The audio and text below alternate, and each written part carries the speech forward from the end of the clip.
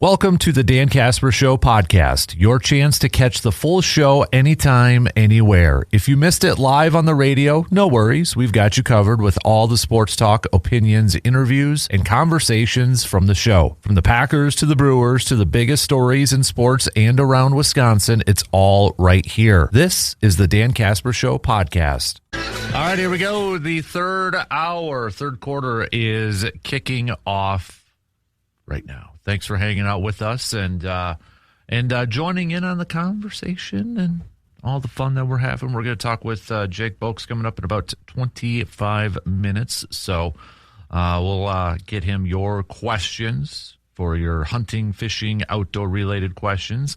If you have any, please, this is your last call now. Text them on over so we can get those to Jake. Just hit us up, 715-830-1912. Brewers are going to be back at it today.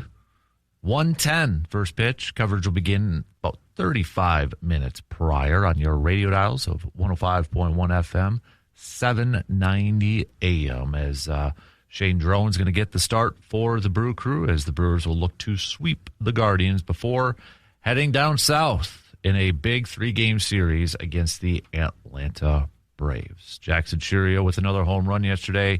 Yelly also picking up a home run. Cooper Pratt picking up a couple of hits, including his first hit and his first RBI of his career. So we got those out of the way, and we can build upon that. So somebody had said, you know, if the Brewers go get Scooble, it'd be like the Packers getting Micah Parsons. Would you agree with that, intern Carter? I think there's one difference, and it's the Packers signed Micah Parsons, and the Brewers won't sign Scooble. So, because the Brewers will be trading draft picks and valuable draft picks, prospects. I don't know why I said draft picks. Prospects. And prospects that are going to be likely good enough to make an MLB team. So, again, I don't want Made traded. I don't want Fisher traded. I wouldn't mind them dealing pretty much anybody else, but that's the difference is you won't have Scooble after this year. Mm-hmm. Yeah, there's no way. No way. I go back and forth on this. Would I be mad if they acquired Scooble? No. But then I don't want to look back if they don't win the World Series or go to the World Series and say, well, that was a dumb move then. Yeah. You know what I mean? Like, I know you can't. We can't do that. There seems to be more public pressure this year, and not just from Brewers fans, but you've got like Jeff Passons of the worlds and everybody saying, Brewers, do something you don't do and make this move. And I mean, that narrative is getting pushed. It's getting pushed on MLB Network and all. I don't, and they shouldn't, but I don't know if the Brewers would ever succumb to that outside pressure, and they shouldn't. No good franchise should ever listen to media members and media saying, do this, do that, it's ultimately going to come down to, does Mark Anasio get antsy? Will he get antsy? I don't think he will, to be honest with you. I think, now, if this was earlier Mark Anasio, younger Mark Anasio, I could see him saying, yeah, let's do it. I just feel like there's been a change in his approach where I don't know if it's just he trusts the front office a little bit more or what, but unless does he truly feel like, okay, you know what? Let's kind of, I don't want to say blow it up because you're not blowing it up, but you know, you're going to be giving away a lot for a rental player. But also, do you feel confident in your depth that, okay, even though it's a rental player and we're giving up a lot of players, that you still feel really good about your depth, that can replace that? I mean, that's the other part of this too. And there are a couple factors to just take in. I mean, Scooble had surgery on his elbow this year. Mm-hmm. It wasn't Tommy John or anything like that, but it could be concerning. So you don't want to give up everybody, the whole farm system, for a guy that could get injured. The other thing in this is the Dodgers have the number 2 prospect system in baseball. if the Dodgers get Tariq Skubal, you will not beat them in a playoff series. And I think that's another thing to consider, because by trading for Skubal, you're taking it out of the Dodgers' hands. I don't think that's a reason to trade for him. Mm-hmm. But again, if the Dodgers get Skubal, you are not beating them in a series. So bear with me when I try to maybe make sense of, or try to make my case here. Could the Brewers actually replicate, copycat something that the Dodgers do? Because everybody, you look at Dodgers make moves all the time. Mm-hmm. Whether it's free agent signings, that's something Brewers can't do. Yeah. But the Dodgers also make a lot of trades. But the Dodgers have a very good farm system. They're always up at the top. Isn't that something maybe the Brewers could replicate? Are they at that point now with their farm system, with their depth? Because what were we saying in the first hour? Look at their double-A roster, for crying out loud. Is that something where the Brewers, because I don't know if Skubal would re-sign with the Dodgers, but essentially the Dodgers would be renting him until the offseason, an offseason that could be completely different considering the labor negotiations. But couldn't the Brewers take a page out of the Dodgers playbook and, hey, we've got a lot of depth now. We've saved up where we can, all right, we're going to go to the casino and gamble a little bit here and see if it pays off. Yeah, absolutely. And the Dodgers, like you said, they've traded a ton of prospects, and they still have the second best farm system in baseball. So the one difference is the Brewers won't be trading for guys that have a lot of money on their contracts. Right. And like you said, they won't sign guys, but they can. A trade for Tariq Skubal isn't out of the picture because of how much depth they have in the prospect pool, and they're really good at drafting. They're really good at developing, so they'll begin to recuperate immediately if they did. Let me throw another name out there instead of Skubal. What about Joe Ryan from the Twins? He's got, this year his $6.1 million salary would be prorated. That's very manageable. He's got a mutual option, and it's just even for $13 million next year. Even but for a rental, probably be a little cheaper. I would love that move. I think Joe Ryan's a very underrated pitcher. I think he's done a lot of things for the Twins, kept them in a lot of games, and like you said, much cheaper. Mm-hmm. So maybe you trade 2 prospects or something like that, and he's cheap, so you can keep him on the roster this year. So I would love that. I think that would be a sneaky good one, to be honest with you. And, it wouldn't cost as much in terms of trade package to get Joe Ryan. Mm-hmm. You pair him up with a Miz and Kyle Harrison, and when Woodruff comes back, and Logan Henderson, that's still a very good group when you add a veteran like Joe Ryan in there. I wouldn't be opposed to that one. Yeah. By any stretch. So so I was thinking about this the other day. Do you trust the back end of our bullpen? Like, would you consider adding Aroldis Chapman or a back end player? Uribe and McGill are really good, but they make me nervous. Yeah. They make me nervous. Now, could we say that for a lot of closers? Probably. Mm-hmm. Besides maybe Mason Miller. Yes, but that's true. We also went through, maybe part of it is because we went through the Devin Williams, and like Devin Williams made me nervous too. But what's Chapman's, is he, okay, so this year he's 0-1 with a .44 ERA.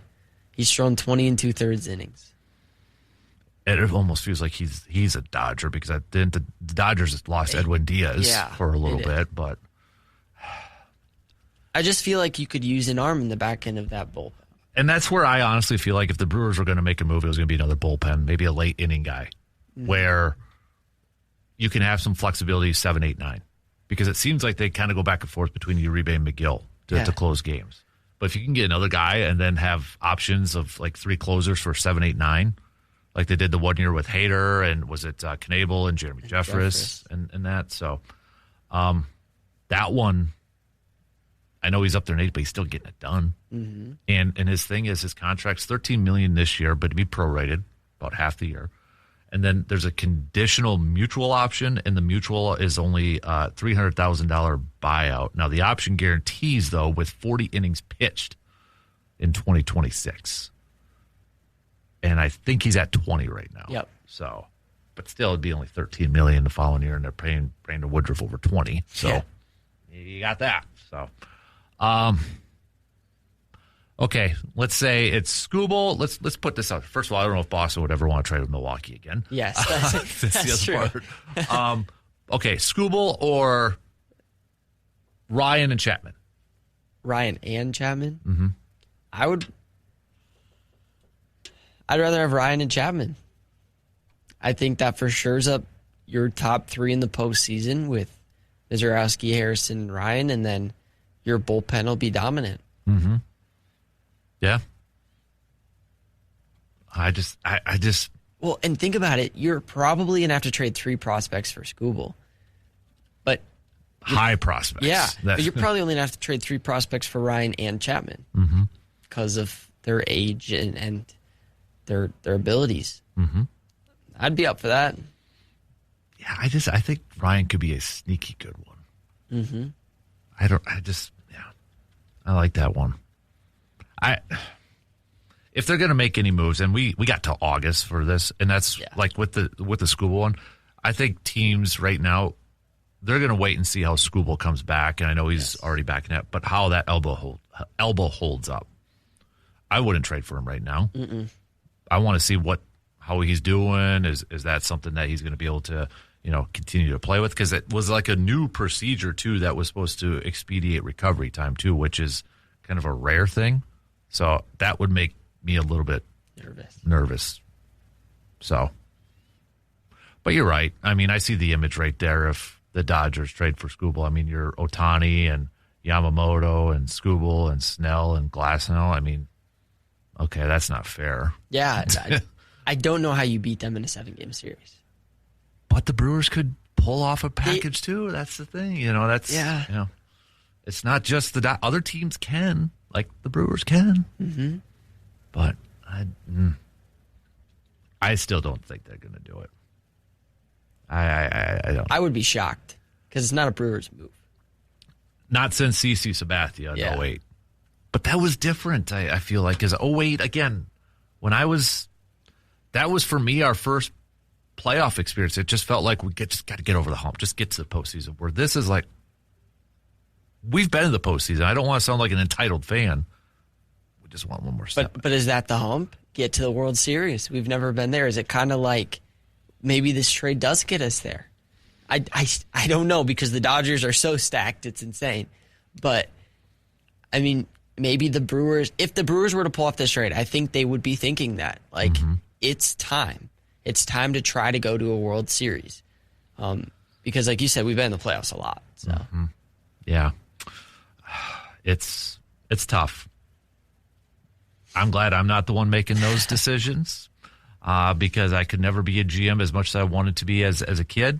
I'd be too much from the heart and too much of a reaction too. So, but when is Jared Koenig supposed to be back? He's in AAA right now on rehab. I think he's gotten a couple games in. He pitched when Pratt got called up. Saw that. Yeah. So he's actually got a few games in, it looks like, so far. So he would be another option towards the back end of the bullpen too. So that's true. All right, let's take a quick break. More baseball talk coming up after these quick words. Looking for the perfect summer hangout? Well, then you need to make your way on over to the VFW Post 305 in Eau Claire. Enjoy beautiful views overlooking the river, great food, cold beverages, and some of the best live local music that you will find anywhere in the Chippewa Valley.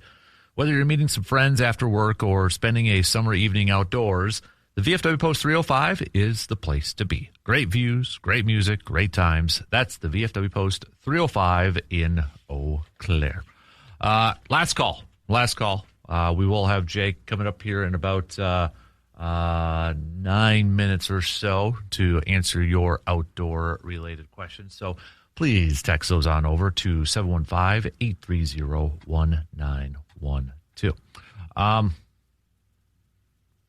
This is from Jeremy. All the trade talk is with the Brewers is around pitching. I think they will add an arm, but I'm confused why there isn't any talk about adding another bat. Last year, the Dodgers, it wasn't. Last year, I'm trying to decipher this.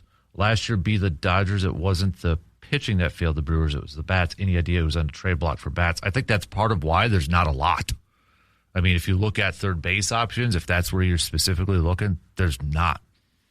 Matt Chapman's not going to be the guy because, first of all, his contract is a little too much for the Brewers. But, last year for third base, it was Suarez, right?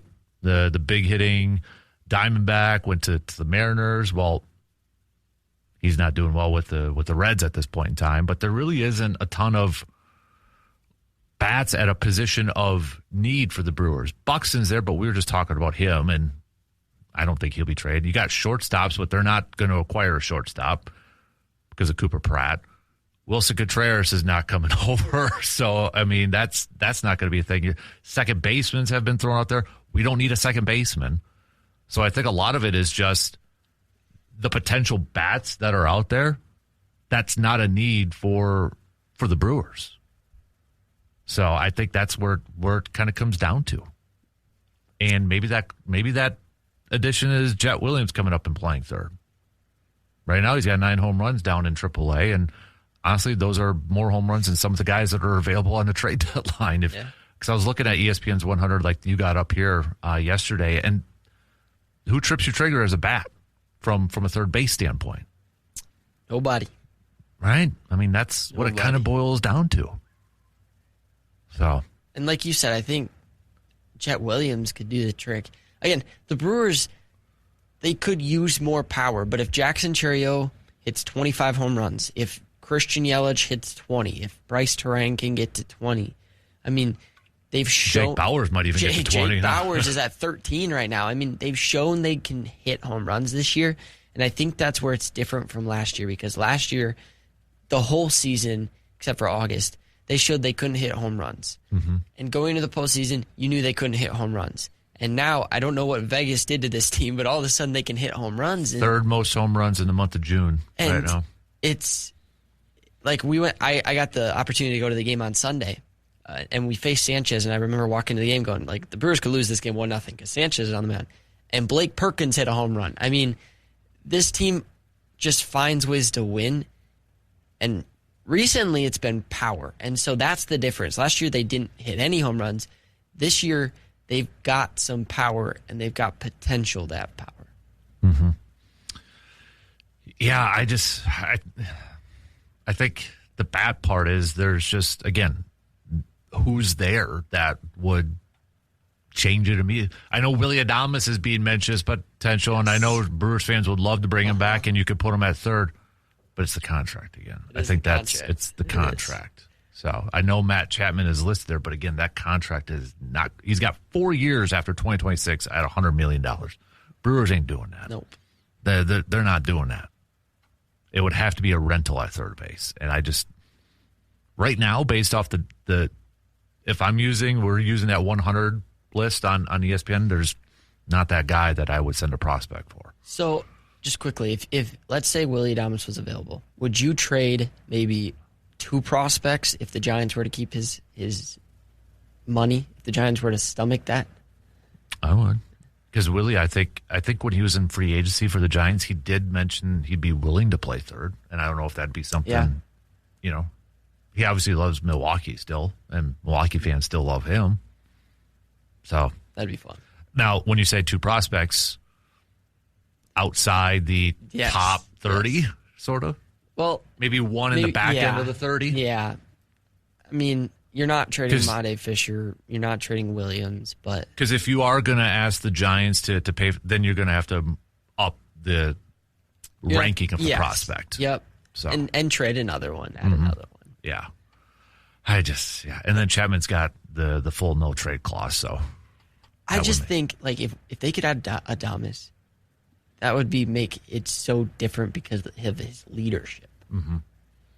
You would not have to worry about the whole chemistries talk. Yeah. About affecting it if it was Willy Adames coming back to the Brewers. Mm-hmm. That you would not have to worry about anything with that. What's the rest of his contract? Oh, geez. I forgot it was a 7-year deal that he signed. So he's like $31 million till 2031. Yeah, the Giants can't do that. No. No. Nope. Really quick, Mark H. says, we would gladly trade Joe Ryan if you take the Pohlads too. So, no, thank you. We'll pass on that. All right, we got to take a quick break, and we'll talk with Jake Bolks coming up after these quick words. Summer road trips, they create great memories, but sometimes, accidents do happen. If a fender bender puts a dent in your plans, just trust Superior Auto Body in Eau Claire to get your vehicle looking like new again. Their experienced team provides quality collision repair and attention to detail that helps restore your vehicle and your peace of mind. When life bumps into your vehicle, count on Superior Auto Body in Eau Claire, our official Backyard Dreams partners. Back from up north with a little fishing excursion and such is our good friend, Mr. Jake Bolks, Wisconsin DNR Warden. First of all, how was Canada before we get down to brass tacks here, man? It was good. I mean, it's always nice to get out there and do a little fishing. I will say that all those storms that hit here when I was gone hit up in Ontario. And so sleeping in a one-man tent through what felt like a tornado was an experience, but caught plenty of fish. It did rain a lot, but fish got a new PR on my northern length, so that was fun. Actually caught the same fish twice. So lots of experiences, lots of good camaraderie. So it was a good time. Appreciate you asking. Yeah, absolutely. Well, welcome back, man. And you're back to the grind of things and such. And, oh, yeah. And I know this weekend on Saturday, is it the northern smallmouth bass season opens up? Yeah, so it's like one of the last, I guess, fishing seasons that opens this summer or spring, this year. It's the smallmouth bass harvest season. So, a few years ago we obviously went to that year-round catch and release season, and that's synonymous up there too. So people that have been fishing since the opener or all year, they've been catching smallmouth. That's been legal to do it. You can target them, catch and release. Now this Saturday is the first time if you want to actually keep those smallmouth, fry them up, pan them up, bake them up, whatever, you can actually keep them. So that northern zone, in case you're curious, it's north of 64 and 27, and then there's some other highway way up there that I'm not familiar with, but it's way up there, so, most of us around here don't have to worry about it too much, but 5 fish at a 14-inch limit, and you can start keeping them if you want to. All right, so you got that. And like you said, is that kind of like the last season opener for fishing season? Yeah. I mean, there's like for the most part it is. In the fall, we have the harvest season for the sturgeon still in September. They now have a new catch and release season around here that starts at the beginning of June, goes basically, till next year, or goes into next year. So that's something new, is that catch and release sturgeon season. So now it's illegal for people to catch and release them, down at Phoenix Park and stuff when it wasn't in the past. The smallmouth opens, and then basically it's the last one. Just the harvest season in the fall is kind of the last season like that. Gotcha.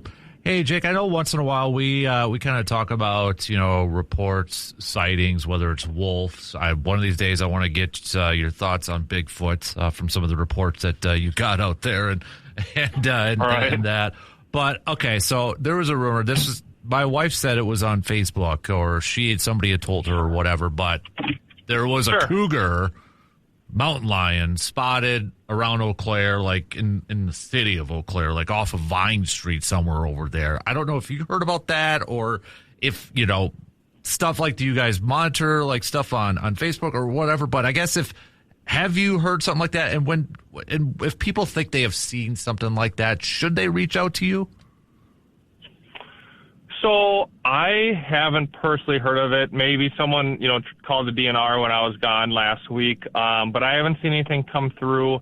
And if so, maybe they did it the proper way, which would be calling the wildlife staff or using that form. I know we've talked about in the past where definitely if you see a cougar anywhere, it's not uncommon to see them, but they still are uncommon in the state. They're not here, they're not breeding, stuff like that. I know I've seen that that information about those two, I guess, cubs or kits up in northern Minnesota, but that's not here in Wisconsin, definitely not Eau Claire. So if someone did see them, maybe they turned it in and used that form. If not, if you do see a cougar, whether you're in northern Wisconsin, southern Wisconsin, whatever, we have that unusual, oh man, now I'm forgetting the name of it, the unusual species form, or the wildlife observation form. I can't remember the name right off the top of my head. It's really easy to search on our website and find unusual occurrence species, whatever, something like that. Use that form, whether you see, if you want to report a big old bear in downtown Eau Claire or downtown Chippewa, if you want to report a cougar or an albino something, if you want to report Bigfoot or the Loch Ness Monster, whatever, you can use that form. That form goes directly to our wildlife staff, and then they'll reach out to you and try to help you corroborate what you saw to make it like an official sighting. And I remember one time we were talking about it, I was looking at it. It's pretty interesting, actually, if you're just curious on what people have reported in the past. They have a good history, 2025, 24, 23, 22, about what people have turned in, what photos they turned in, what was corroborated by DNR staff and what was unable to be corroborated, that kind of stuff. So check that website out if you're bored or if you want to see something, or definitely if you see it, definitely report it. Is it pretty common, like on average weekly, that you get, it doesn't have to be like a Bigfoot or anything like that, but where you have to follow up on any of those sightings? Not as wardens. Okay. For wardens, unless it's like a human health or safety aspect, or there's some sort of violation, like if someone said, I'm going to hunt and kill that cougar, they're still a protected species, so we would get involved because someone's talking about hunting or killing a cougar, which there's no open season for. But generally, if it's just like an observation, wardens won't get involved in something like that. Wildlife staff get plenty, I'm sure they get plenty more calls than us. I think we've talked about it a lot, so I bet you there's people that have reported it through that process, so I probably have a few less calls as well. It seems like people in the Chippewa Valley are pretty dialed in on proper reporting procedures and who to call and when to call and stuff like that. So, Jake, I know, I'm sure I don't know if you have or not on Facebook, but this seems like the time of year, people are posting what they caught, right? Whether it's a sturgeon, I've seen people posting pictures of paddlefish, and then you've got people on Facebook commenting saying, you're not supposed to take them out of the water. You're not supposed to take pictures of them and such. You're breaking the rules, breaking the laws and that. Maybe it's just a good reminder, Jake, if you could kind of go through it again with everybody. If you do catch a big sturgeon or paddlefish out of the Chippewa River, I mean, are you supposed to just cut the line and not take it out of the water? What's that process? Yeah, no, that's a good point, a good comment with the new catch and release season here in town. I'm seeing a lot more posts on sturgeon, whether that's because people are going out and doing it more, or now they feel confident posting the pictures because there's an actual season. I don't know, but I'm seeing a lot more pictures.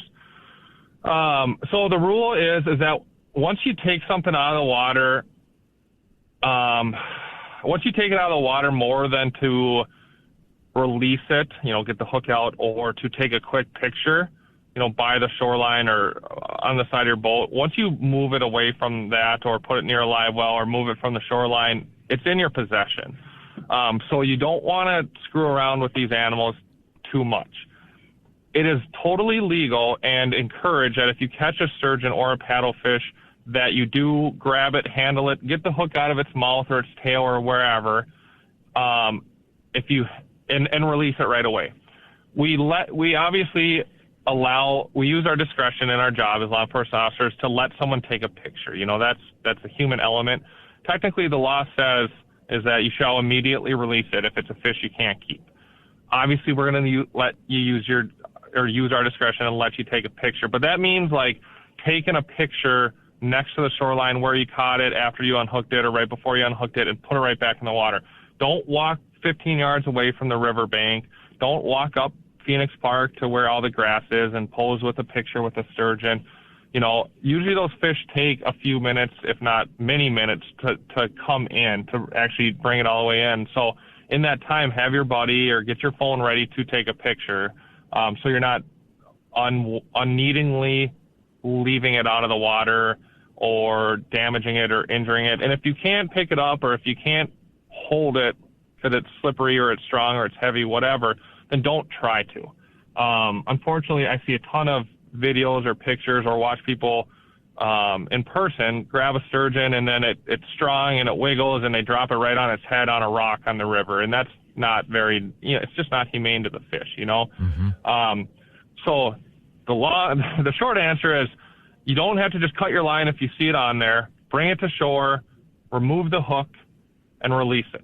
If you're ready and able to take a quick picture, you're allowed to do that, but then immediately get it back in the water. And if you're going to post it on social media, I strongly encourage everyone to take a video of them releasing it and post it with the pictures, because we get a ton of online complaints that state like, oh, Jimmy Bob here kept a sturgeon, or Donnie over there took a paddlefish out of the river. And a lot of times it's just them holding it on the shoreline or them holding it away from the shoreline. So if you leave a video with it showing that you release it, or even post in there that caught this, released it on the Chippewa River, it will not only help us, but it should keep people from calling it in. Why do you think there's so many people too? Because I scroll through some of the comments on there that they still don't believe like there's paddlefish in the Chippewa River. Like I was seeing one comment where a guy's like, I've been there 50 years and there's no paddlefish. But they are, right? I mean, they are. They're definitely there. Yeah, nope, they're definitely there. The reason you're not seeing them is because they don't just, bite hooks. The only way to catch them is to snag them, and snagging is illegal in Wisconsin. There's some states out west. I even think maybe Iowa has a little season for snagging paddlefish. But not here. So you can't snag them. The people that usually end up catching one are, obviously do it unintentionally. They're trying to jig up some walleye off the bottom or something like that. And they bring one up. They do jump, just like the sturgeon jump, but they're very uncommon. Mm-hmm. That's why people don't believe it. And rightly so. Like, I know there's native, lampreys in the rivers here, but I've never seen one when I was fishing, but I know they're there because mm-hmm. people call me, show me pictures of them, and, I talk to the fisheries biologist, but, so it's important to understand, like, all these animals have a place in the ecosystem, and just because, you don't see them doesn't mean they're not there or that they're not supposed to be there. Right. Jake, I know you got to get going here, so we appreciate the time this morning, buddy. Welcome back, and we'll catch up with you again next week, okay? Yeah, no, very much appreciate it. It's always fun being back, fun working, and it looks like we should have some good weekends coming up here for outdoor stuff. I'll be out and about patrolling with some of my guys, so it should be fun. So be safe to everyone. You got it. You too, Jake. There you go. Jake Bolks, Conservation Warden for the state of Wisconsin. Let's take a quick break, and we'll start to wrap up the third hour, not the first hour. We're not going back to the future. We'll be back to wrap up the third quarter coming up after these quick words. Summer is here, and that means it is also the perfect time to give your home a fresh new look with Carpet City Flooring Center in Eau Claire. Whether you are updating a family room or finishing a basement, how about refreshing a bedroom, or finally tackling that remodeling project you've been putting off, Carpet City Flooring Center has the flooring options you are looking for. From beautiful luxury vinyl planks to carpet, tile, and more, you'll find quality products and expert guidance every single step of the way. Their experienced team will help you find the right flooring to fit your style, your budget, and with professional installation available, your project can be completed quickly and correctly. Make this summer the summer you transform your home. Stop on into Carpet City Flooring Center in Eau Claire today and discover why so many area homeowners trust Carpet City Flooring Center for all their flooring needs. Carpet City Flooring Center, helping you love where you live. All right, we got about 9 minutes left to the top of the hour. If you want to send us your 3 up, 3 down, or however, if you want to do a little stock reports, you can send those on your way here too, like whose stock is up and whose stock is down. But we'll talk some more hoops and baseball coming up in the next hour. If you want to make some U.S. Open picks, you can too. It is starting right now. It is started. In case you missed it, you can do that. So, CBS Sports has NBA offseason predictions, experts picks, landing spots for Giannis, LeBron, Kawhi, and more. 1 to the Heat. They got 4 experts, okay? 2 to the Celtics and 1 to the Timberwolves. If there was, okay, if Giannis, regardless of, let's say you're just a Giannis fan, and it doesn't matter what you get in return for him, is there a team that you wouldn't mind him going to? Timberwolves. I'm fine with that. Anthony Edwards would be fun to watch him play with. Would that? I honestly, I'd like that too. It's different now. If the Timberwolves were maybe in the Eastern Conference, maybe not. I don't like the fact that it would be Eastern Conference opponents, but at the same time, it would be clearly evident that you're rebuilding and that. But that would be fun to see him and Anthony Edwards together. I just don't know what they would get in return that would make that happen. Anybody pick, I guess Warriors, but yeah, LeBron, Lakers, Jaylen Brown, still have. Okay, so nobody thinks that. Okay, I'm just going through this list. Is Kawhi the fallback option for the Heat if they don't get Giannis? Maybe, probably. Yeah, I wonder. You know who we're not talking about, though, too, is like Jimmy Butler's. Where's Jimmy Butler these days? Like, oh, he's with Golden State. That's right. State. Yeah, I was like, torn Achilles. Yeah, that's right. I'm like, Jimmy, nope. Yep, he's at Golden State. So, I'm just ready to get to this thing, and let's get to the draft and get to the offseason and get this show on the road. But I don't know. I read a little bit earlier too with Giannis that there was a rumor that apparently Portland was willing to trade for Giannis and not have the guarantee of a contract extension. So kind of pulling what the Raptors did with Kawhi. But now that's kind of backed off, and now Portland kind of wants that guarantee. But that would have been like if Portland would have been able to put together a package with a lot of picks and not have to get. I almost would have jumped on that if I was the Bucks, because then you're kind of limited if you're only going to trade him to a team that wants to extend him. Yeah, because I don't think there's many teams that are willing to. Like, who would be that team without giving away so many assets that if they were to bring in Giannis for just 1 year, they have a really good shot to win that championship? Cavs, maybe. Mm-hmm. Like, what did Toronto give up for Kawhi? I have to look that up. Because they still have... they traded DeMar DeRozan, I think. Because they still had Kyle Lowry. Fred Van Vliet went off from 3 that year. He was just insane. Yeah. DeMar DeRozan, Jacob Peddle, and a protected 20. That's chunk change now. Yeah. Right? I mean, that's kind of chunk change. Oh, and Danny Green went to Toronto too? Yeah. Long gone are those type of trades. But, So, I just don't see there's another team that, if they add Giannis and still have their main core, that they could be instant favorites for championships. Yeah, I don't know.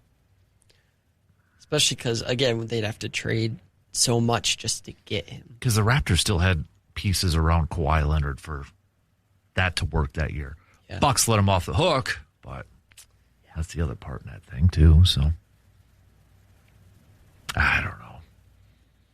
I'm ready to get this thing done with, and let's get this thing over with, and we can either mourn or be excited or just move on in the whole process.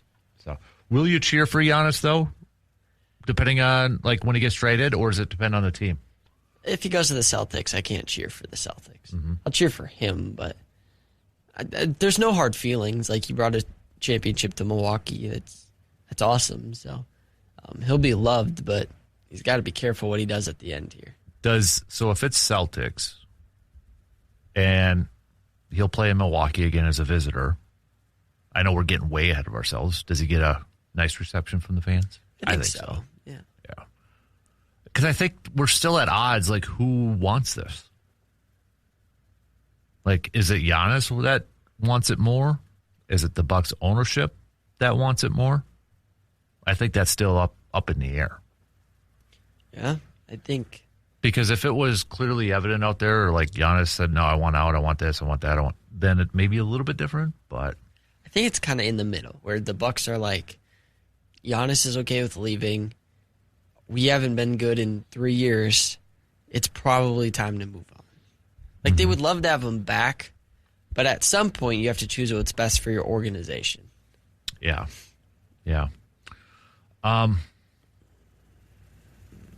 What is this here? Oh, I don't know if I can open it here. I thought I had another one.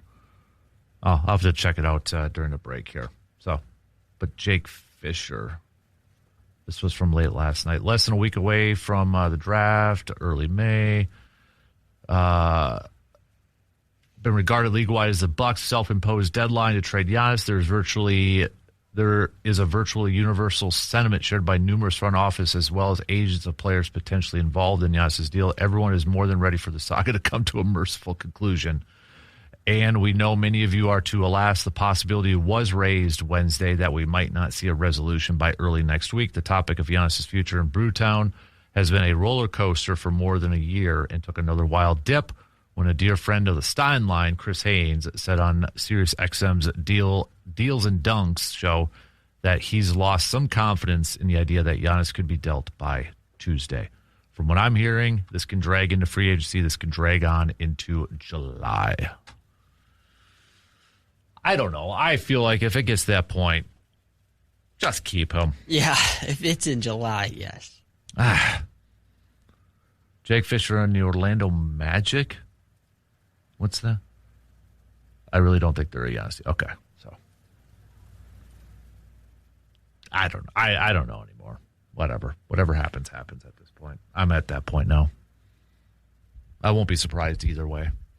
All right, shot clock's going to cut us off in 30 seconds. Let's talk some more baseball as we get set for a series sweep potentially for the Brewers in just a few hours before they head on over to the Atlanta Braves for a big 3-game weekend series. So got that on tap here too. So, we'll take a quick break. We got some news updates, and we'll be right back in just a couple minutes.